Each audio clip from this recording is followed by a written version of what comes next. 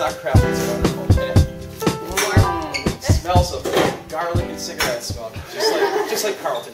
That was a joke. You can edit that one out. This is our new student. His name is Steve. And, Steve is, well, he's been retained a couple of times. This is your 17th year in 8th grade.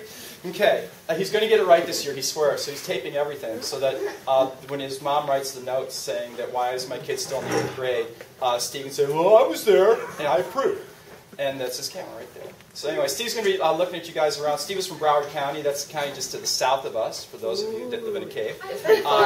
Yeah, I used to teach in Broward County. Steve and I go way back. Way back. 17 years? Longer than Longer.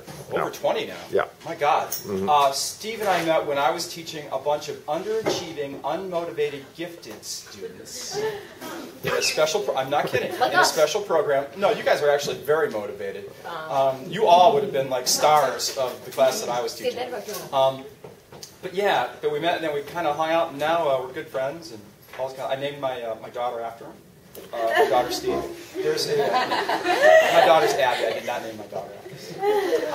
Anyway, it's all good stuff. And the daughter does say hi, by the way. Okay. Anyway, she's at Auburn. You guys know Auburn. Yeah.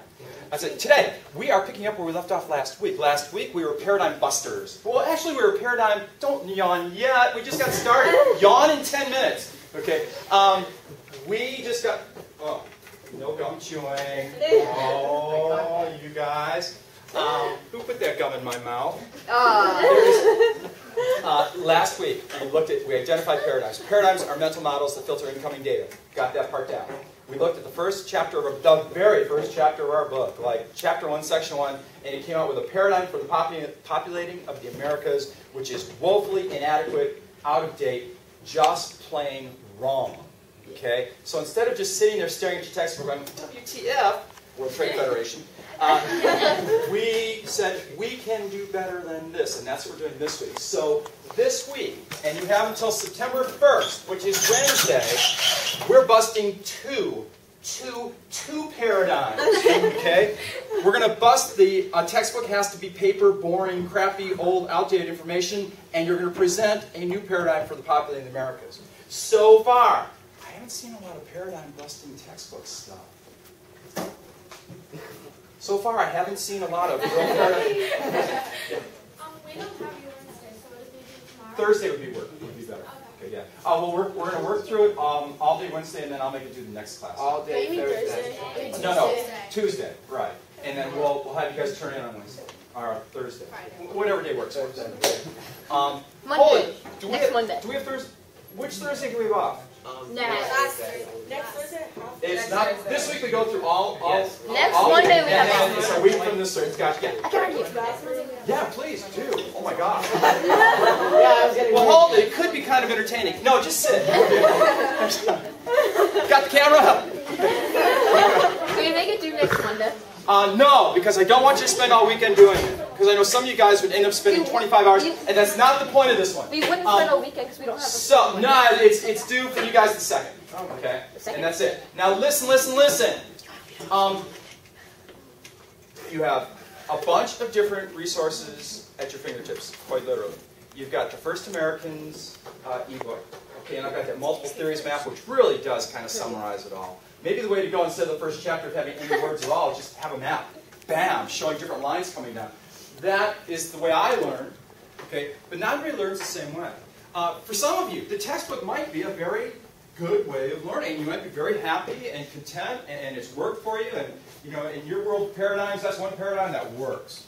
Okay, all of you are very, very successful in school, so obviously the textbook paradigm is working.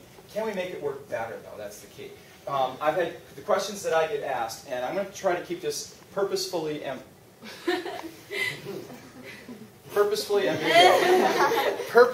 ambiguous, because I don't want to pollute your paradigm. You can come up. This is the way you think that the first chapter should be taught. That's what you're doing, okay? So find the information you need to throw out there. There should be 5 arrows, not just 1 or 2 on that map of populated Americas. And then take it the next step further and say, this is how kids learn really, really effectively. Yeah? For the, like, when we write it, when you say we put our own, when you say put our own way of how it should be written? Do you mean Well, hold on a second. It doesn't necessarily have to be written. Well, no, I mean how it's presented. Also. Yeah, because what we're talking about really is a curriculum delivery system that you guys are going to invent here. Do you mean our belief? I will give you. Do I have any dancers? No. No dancers. Well, she I think made that's that. Julia. I've got a dancer. Okay, Miss Deering here, right? Okay. Okay. And you're saying, well, I'm a dancer, and these communication people have cameras, and the visual people have crayons, or whatever visual people. I know. All I know about visual people is that they're not allowed with anything that's sharp. So that's the visual paradigm. But I shouldn't. Should I give them one little idea? Yeah. I don't know, man. It's model. You give them one little idea, and then they want another one. It's like that whole cookie story. Oh. So anyway, if you give a mouse a cookie. I love that book. So now, Then if you give a moose a pancake. so guys, here we go. John, you ready? Okay, this is for you, John. What do you give a pancake? Ms. Deering here says, I am going to use my form of art, dance. And you guys do dance with clothes on, right? Okay. I'll tell you, for every 14-year-old boy, it might be a little interesting if you didn't. But anyway, you would have the best-selling textbook in the world. Keep your clothes on. That's one of the things. That's the parameter. And don't bleed on anything. Okay, anyway. We'll do that when we explore the wonderful world of guns later next time. Anyway, guys, the knife lesson is a good one, too. Folks, sharp objects in general. So here's what we're doing. I've got Deering here. Deering wants to do a dance, and she wants to bring in. So, and if you want to use this, you may. She's going to go to the parking lot out here, near where the garbage trucks back up to the cafeteria, and offloading. She's going to go there. She's going to paint the North and South America on the parking lot. Okay, and then she's going to get a bunch of her dancer friends, and they're going to dress in different ways, and they're going to show the dance of the migration patterns. Wait a minute here! You're laughing! Are you not telling me that that would not be a good way to get every dancer to realize, here is, glissading over Beringia, right? Yeah. They always wear clothes. Yeah, they did, especially the people living up north. It's Okay, because it got cold. really cold, yeah. It's like, oh, I'm very cold. Let's invent clothes. And they did. Okay, so that's it. Let's go to Macy's. Use this piece of plastic thing I have here. Anyway, so Deering, if you want to do that, that would be wonderful. You don't have to.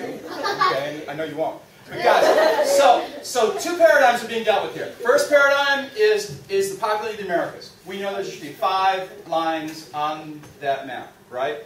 And that includes the one that you guys are going to take from Africa to South America, because you can tell me all day long how Lucia came from Australia. I just don't. I can't buy that. Okay, add on. Question. Wait. So do we use our own? Can we use our own beliefs on how they got there, or use our own way to make the? I prefer facts, but facts are very interesting. No, I mean Well, remember the question we asked last week? If you're telling a lie but you don't know it's a lie, is it still a lie? Yes. No. It's just a lie. It's not like going, Wait, did we discuss that last where were you? I don't know. Okay, I don't know how this will work. Okay. Why weren't you home at 11 o'clock? I don't know. Your parents aren't going to buy that one. Okay, now when you say, oh, I was out sitting out in front of Grandma's house to make sure no one broke into her house and attacked her. Okay? And then your dad would say, cut the crap, kid. Where were you really? All right? I was really there. I was sitting out in front of the convenience store trying to get an old man to buy me beer. Okay, now, which sounds better? And then why you're here. No, I was hanging out by Grandma's house trying to make sure no one would break into her house. See, parents like hearing those kinds of lies. I mean, they'll eat that up. Oh, my son is so good. Why does he smell of beer? Okay. When we look at this, the textbook tells you nice little stories